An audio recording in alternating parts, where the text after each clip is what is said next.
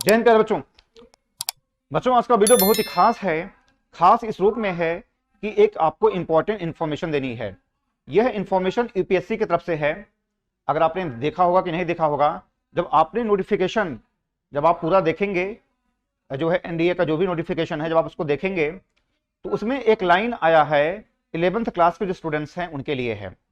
उसमें यह कहा गया यूपीएससी की तरफ से कि जो भी इस तरीके जो स्टूडेंट हैं जो 11th क्लास में हैं, वो फॉर्म को अगर वो अप्लाई कर रहे हैं, अभी वो एलिजिबल नहीं है फॉर्म को अप्लाई करने के लिए, लेकिन फिर भी वह जो है लोगों के बहकावे में, मतलब अपने आप को टेस्ट करने के चक्कर में वो फॉर्म को अप्लाई कर देते हैं।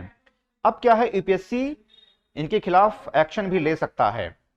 क्यों? क्योंकि आप जानते हैं कि जो है जब ये बहुत सारे स्टूडेंट्स पहले क्या होता था कि वो फॉर्म को अप्लाई कर देते थे, जो योग्य नहीं होते थे, जो एलिजिबल नहीं होते थे, वो भी फॉर्म को अप्लाई कर देते थे। अब सोचिए कि अगर आप एलिजिबल नहीं हैं और आपने फॉर्म को अप्लाई कर दिया, तो अब यूपीएससी को आपका एग्जाम तो लेना ही पड़ेगा। ऐसे बहुत सारे जो है रिसोर्सेज जो है उसमें लग जाते हैं। आपको एग्जाम दिलाने के चक्कर में कई लाखों का खर्च होता है, आपके लिए एग्जाम सेंटर बनाना पड़ता है, बहुत सारी चीजें उसमें जो है इन्वॉल्व होने लगती हैं आपको एग्जाम दिलाने के चक्कर में।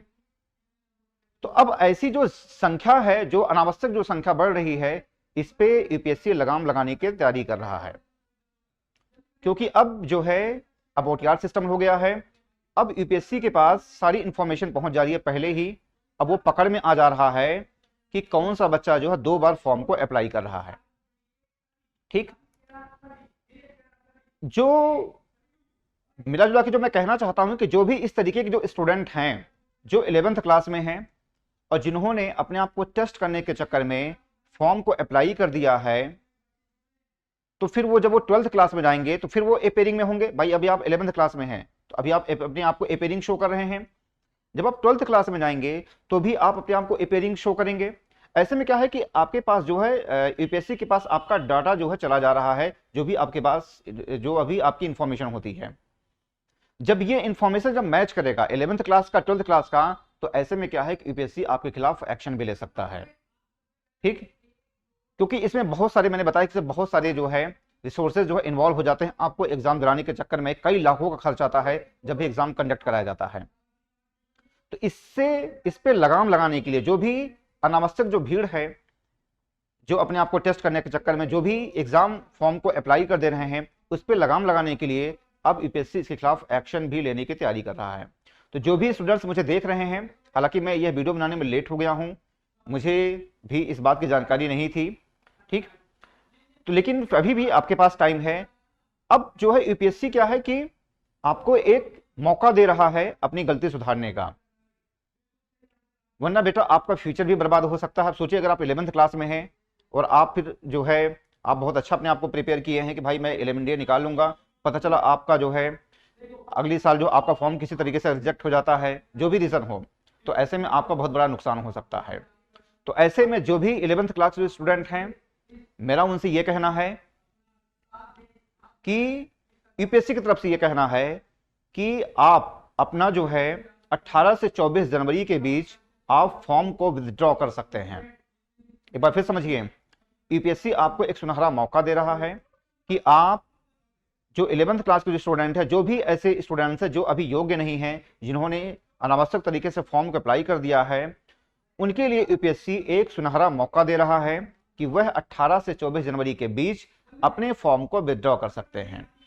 वरना हो सकता है यूपीएससी इसके खिलाफ एक्शन ले, जो भी इस तरीके के अनावश्यक रूप से भीड़ जमा हो जाते हैं एग्जाम देने के लिए। तो मेरी हाथ जोड़ के प्रार्थना है ऐसे स्टूडेंट से जो भी ऐसे फॉर्म को अप्लाई किए हैं या फिर आपके जानने वालों ने ऐसे फॉर्म को अप्लाई किया है, तो आप उनके पास मेरा ये मैसेज पहुंचाइए, यूपीएससी का मैसेज पहुंचाइए कि नोटिफिकेशन में इस बात को उल्लिखित है कि ऐसे छात्रों के खिलाफ जो है एक्शन लिया जाएगा जो भी अनावश्यक रूप से भीड़ को जमा कर रहे हैं एग्जाम देने में। ठीक, और इसमें आप सोचिए कि मान लीजिए कि आपका सिलेक्शन भी हो जाता है। मान लीजिए कि आप 11th क्लास में हैं, आपने रिटर्न निकाल लिया, फिर आप एसएससी में गए। अब पता चला कि एसएससी में आप जो एलिजिबल नहीं है, लेकिन कम से कम एक पोस्ट तो खराब हो गई। आप सोचिए, आपने रिटर्न भी निकाल लिया और ऐसे में क्या है कि अब आप एसएसबी के लिए गए, अब क्या है कि आप वहां पे योग्य तो है नहीं, आपको तुरंत बाहर कर दिया जाएगा, लेकिन कम से कम एक वैकेंसी तो वहां पे खराब हो गई। तो यूपीएससी इस पे लगाम लगाने की तैयारी कर रहा था। जो भी व्यूअर्स मुझे देख रहे हैं, जो भी इस तरीके के जो एलिमेंट है जिन्होंने फॉर्म को डाला है, वो 18 से 24 जनवरी के बीच अपने फॉर्म को वो विथड्रॉ कर सकते हैं। उनके पास मौका है, क्योंकि उनके खिलाफ यूपीएससी वो एक्शन ले सकता है। इसलिए एक्शन लेने से पहले मेरा यह मैसेज उन सभी स्टूडेंट्स को पहुंचाइए जो भी इस तरीके के फॉर्म भरने में इन्वॉल्व हैं। ठीक है बेटा, तो मेरे इस वीडियो को हर उस व्यक्ति के पास शेयर करिए जिसको ऐसी वीडियो की जरूरत है, जिसके पास ये इन्फॉर्मेशन नहीं है, उसके पास ऐसी इन्फॉर्मेशन, ऐसे वीडियो को भेज करके आप उसका फॉर्म या फिर आप उसका करियर खराब होने से बचा सकते हैं। ठीक है बेटा, तो प्लीज आप इसको, मेरे वीडियो को आप इसको दूर दूर तक पहुंचाइए। Thank you. जय हिंद, जय भारत।